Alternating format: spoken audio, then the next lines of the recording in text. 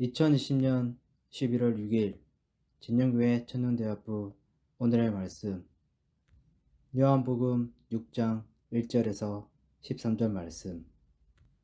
그 후에 예수께서 디베라의 갈릴리 바다 건너편으로 가심에 큰 무리가 따르니 이는 병자들에게 행하시는 표적을 보았음이라.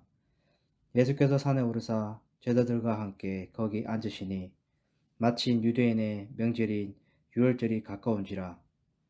예수께서 눈을 들어 큰 무리가 자기에게로 오는 것을 보시고 빌립에게 이르시되 우리가 어디서 떡을 사서 이 사람들을 먹이겠느냐 하시니, 이렇게 말씀하심은 친히 어떻게 하실지를 아시고 빌립을 시험하고자 하심이라. 빌립이 대답하되 각 사람으로 조금씩 받게 할지라도 200데나리온의 떡이 부족하리이다. 제자 중 하나 곧 시몬 베드로의 형제 안드레가 예수께서 여짜오되 여기 한 아이가 있어 보리떡 5개와 물고기 2마리를 가지고 있나이다. 그러나 그것이 이 많은 사람에게 얼마나 되겠사옵나이까. 예수께서 이르시되 이 사람들로 앉게 하라 하시니 그곳에 잔디가 많은지라. 사람들이 앉으니 수가 5,000명쯤 되더라. 예수께서 떡을 가져 축사하신 후에 앉아 있는 자들에게 나눠주시고 물고기도 그렇게 그들을 원대로 주시니라. 그들이 배부른 후에 예수께서 제자들에게 이르시되 남은 조각을 거두고 버리는 것이 없게 하라 하시므로 이에 거두니 보리도 5개로 묶고 남은 조각이 12바구니에 찼더라. 아멘. 샬롬, 사랑하는 진영교회 청년대학부 지체 여러분, 오늘도 삼위 하나님의 은혜로 승리하는 하루가 되기를 소망합니다. 말씀을 읽어준 신덕형제의 수고 많았어요. 오늘은 영적 오병이어 기적을 기대합니까? 라는 제목으로 말씀을 나눕니다.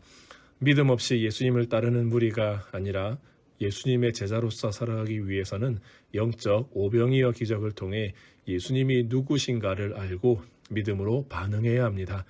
무리로 상징될 수 있는 믿음이 없는 자들은 하나님이 보여주시는 여러 차례의 표적을 경험한 후에도 영원한 유월절 어린 양으로 오신 예수님에 대해서는 깨닫지 못합니다. 우리의 믿음을 시험하시며 성장하게 하시는 예수님의 시간과 방법은 언제나 완벽합니다. 마침 유월절이 가까운 때에 자신이 유월절을 완성하신 생명의 떡임을 믿게 하시려고 무리와 제자들에게 오병이어 표적을 보여주신 것처럼 예수님은 교회 공동체 가운데 믿음의 씨앗이 자랄 수 있도록 가장 적절한 때에 말씀으로 교훈하십니다. 예수님은 우리를 불쌍히 여기사 영적 오병이어 기적을 통해 예수님 자신이 생명의 떡을 주는 메시아이심을 알려주십니다. 예수님은 일방적으로 오병이어 기적을 베푸실 수 있지만 그분이 참된 메시아이심을 제자들이 깨닫게 하시기 위해 그들의 믿음을 시험하시고 기적에 동참시키십니다. 이처럼 오늘도 살아서 역사하시는 하나님은 우리가 믿음을 확증하고 믿음의 역사에 동참하길 원하십니다.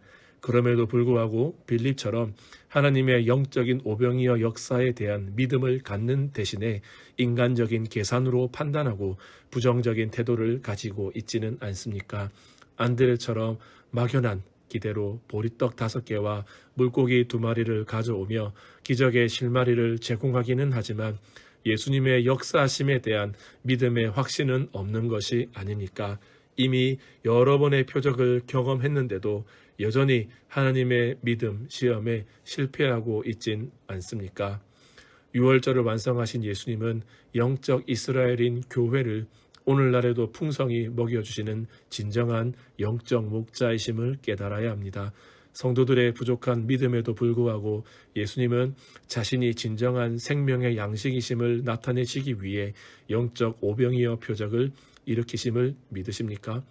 무리가 원대로 먹은 다음 남은 것이 12바구니에 가득 찬 것처럼 영적 이스라엘인 교회 가운데 생명의 떡 되신 예수님은 우리의 원대로 풍성하게 먹이시고 축복하십니다.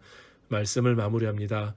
우리의 믿음을 볼 때 우리는 무리입니까? 아니면 제자입니까? 표적을 쫓는 무지한 자가 되지 말고 표적이 가리키는 예수 그리스도를 선택해야 합니다. 예수님은 오늘날에도 살아계셔서 성도의 삶 가운데 영적인 오병이어 역사를 이루시며 그분을 나타내길 기뻐하십니다. 이 위대한 예수님의 사역에 동참하는 여러분들 되기를 주님의 이름으로 축복합니다.